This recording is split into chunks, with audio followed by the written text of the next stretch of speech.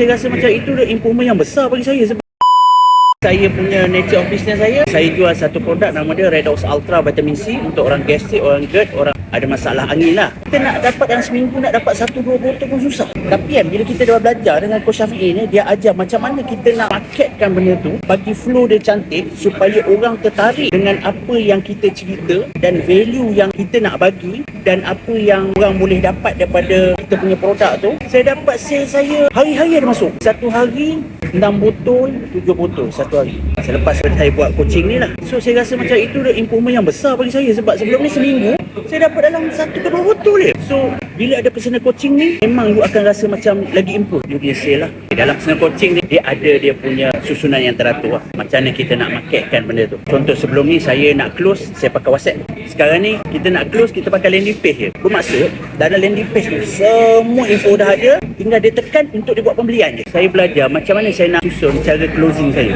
Coach Syafiee dia akan ajar macam mana susunan yang kemas supaya you boleh bagi trust kat orang dan convert sale untuk dia beli produk ni. Coach Syafiee ni dia akan pastikan kita engage dengan dia. Coach Syafiee kalau ada masalah dia akan terus troubleshoot untuk kita. Contoh masalah you ni kat closing ni tak kemas ni. Okey, dia akan cakap okey, kemaskan closing. Okey, masalah you ni kat ads. Okey, dia akan ajar okey macam mana kita tekan ads tetapi kita boleh dapat result yang baik, result yang bagus. So dia akan keep in touch dan selalu engage dengan kita. Impact dia, saya punya sale. Dulu saya nak dapat sale susah. Sekarang saya dapat sale mudah. Dan kita nampak improvement sehari ke sehari untuk owner-owner business, founder-founder yang kat sana, yang kat luar. Orang yang dah start lama dengan sale yang zero cost marketing ke apa semua ni, dah start lama sale, orang kena ambil coaching personal dengan Coach Syafiee ini. Sebab apa? Dia akan ajar flow daripada A sampai Z.